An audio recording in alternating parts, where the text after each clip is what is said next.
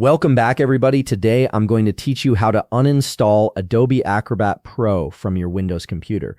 Whether you're freeing up space, switching to a different PDF editor, or simply no longer need the software, this process will help you remove it completely from your system. Let's get started. First, locate the Start button in the bottom left corner of your screen. This is the Windows icon that serves as your gateway to all system settings and applications. Go ahead and click on it to open the Start menu. Once the Start menu appears, you'll see several options displayed. Look for the one labeled Settings and click on it. This will open your Windows Settings panel where you can manage everything from personalization to system configurations. The Settings window is where we'll control which applications stay on your computer and which ones need to go. In the Settings window, find and click on Apps. This section is specifically designed to help you manage all the software installed on your device. It gives you a comprehensive view of every application taking up space on your system, along with tools to modify or remove them. Now you'll see a list of all your installed applications.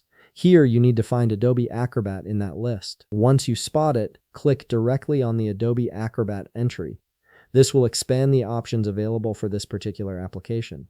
If you're having trouble locating it among all your apps, you can use the search bar at the top of the apps list. Simply type Adobe Acrobat into the search field, and it will filter the results to show you exactly what you're looking for.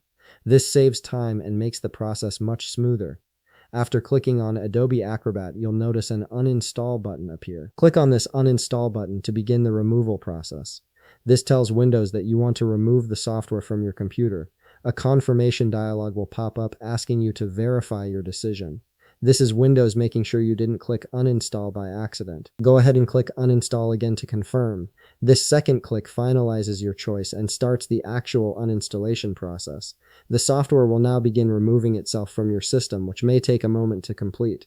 And that's it. Adobe Acrobat Pro has been successfully removed from your computer. If you found this video helpful, please leave a like, subscribe, and see you in the next video.